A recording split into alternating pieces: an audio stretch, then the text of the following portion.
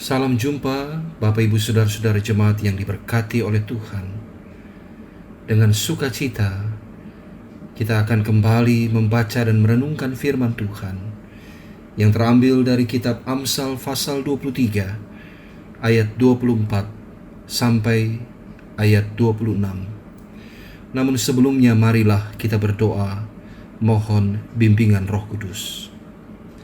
Bapa Sorgawi, tuntunlah kami dengan roh-Mu, agar firman yang akan kami baca dan kami renungkan ini sungguh-sungguh memberkati kami sekalian. Bimbinglah kami pada kebenaran, dan agar kami juga hidup di dalamnya. Demi Yesus Kristus Tuhan kami berdoa. Amin. Amsal 23 ayat 24 sampai 26, demikian bunyinya.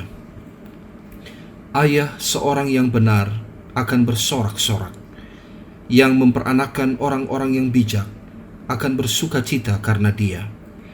Biarlah ayahmu dan ibumu bersukacita, biarlah beria-ria dia yang melahirkan engkau.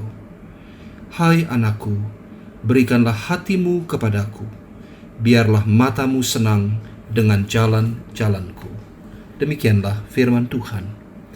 Saudara-saudara, hari ini adalah hari terakhir di bulan September. 9 bulan sudah kita menjalani tahun 2020 ini dengan suka dan dukanya. Namun terpujilah Tuhan, oleh karena Ia tetap memelihara kita. Dalam kehidupan umat Israel, khususnya dalam Perjanjian Lama, ada 3 faktor penting untuk membentuk seorang anak manusia. Yang pertama adalah hikmat, yang kedua nasihat, dan yang ketiga pengajaran. Yang pertama, hikmat berasal dari Tuhan dan hanya bisa diperoleh bila orang hidup takut akan Tuhan. Semua orang perlu hikmat, tua, muda, laki-laki, perempuan, anak-anak, dan orang tua. Hikmat menuntun mereka untuk hidup dengan benar, bijaksana, dan adil. Allah adalah sumber hikmat itu sendiri. Yang kedua, nasihat.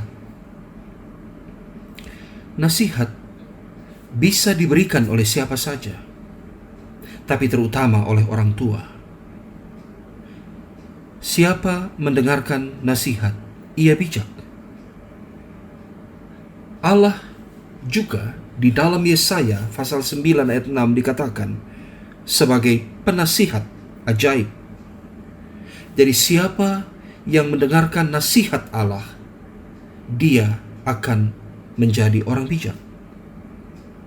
Siapa yang mendengarkan nasihat orang tua, maka dia juga akan disebut sebagai orang bijak. Yang ketiga, pengajaran atau pendidikan.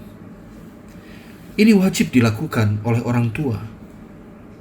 Dalam tradisi pendidikan anak-anak di Israel, sejak 5 tahun, anak-anak diberi pelajaran dasar membaca Taurat. Lalu pada usia 10 tahun, mereka mulai diberi pengajaran Mishnah, yang secara harafiah artinya kitab ulangan yang dihafal. Lalu pada usia 12-13 tahun, anak-anak wajib mentaati peraturan hukum Yahudi yang disebut Miswot. Dan pada usia 13 tahun tambah 1 hari, tiap anak laki-laki dalam keluarga Israel menjadi anak hukum Taurat yang disebut Bar Mitzvah. Namun sesudah zaman pembuangan, pendidikan iman anak-anak Israel bergeser dari keluarga ke sinagoge, yaitu tempat ibadah yang sekaligus menjadi pusat pengajaran iman. Nah, saudara-saudara, Amsal 23 ayat 24 sampai 26 berkata, ayah seorang yang benar akan bersorak-sorak, yang memperanakan orang bijak akan bersukacita karena dia. Orang tua akan bersukacita bila anak-anaknya hidup dalam kebenaran. Sukacitanya akan bertambah-tambah bila mereka melihat anak-anaknya hidup dengan bijaksana, dalam hal ini berhikmat. Orang yang hidup dalam kebenaran akan disebut orang benar, dan orang yang hidup dengan hikmat akan disebut orang bijak. Bagi penulis Amsal, kebahagiaan dan sukacita orang tua yang paling besar ialah bila anak-anaknya menjadi orang benar dan bila anak-anaknya menjadi orang bijak.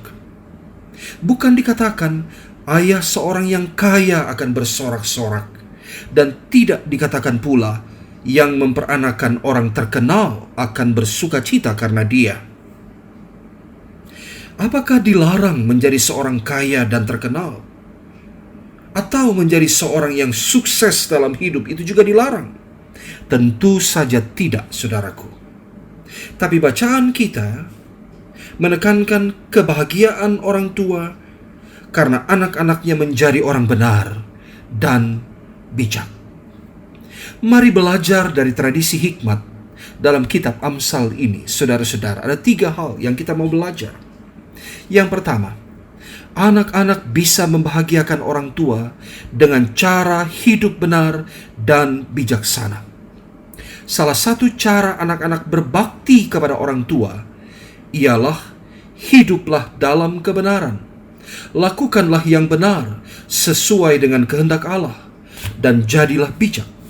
Maka orang tuamu akan berbahagia. Bahagia itu sederhana. Bahagiakan mereka dengan cara demikian, saudara-saudara. Yang kedua, di ayat 26 ditulis, hikmat dipersonifikasikan sebagai seorang tua yang bertutur demikian. Hai anakku, berikanlah hatimu kepadaku, biarlah matamu senang dengan jalan-jalanku. Hikmat meminta agar kita membuka hati kita baginya, agar hikmat masuk ke dalamnya dan memerintah seluruh kehidupan kita.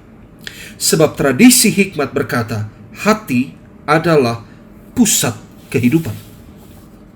Orang yang memberi hatinya bagi hikmat juga akan baik jalan-jalannya, akan aman jalan-jalannya.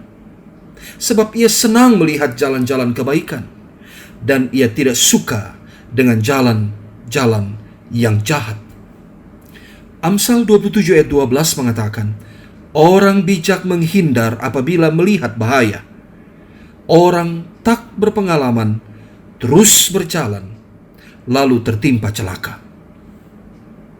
Orang berhikmat, yaitu orang bijak, akan melihat jalan-jalan yang ditunjukkan Tuhan, dan itulah jalan kebenaran.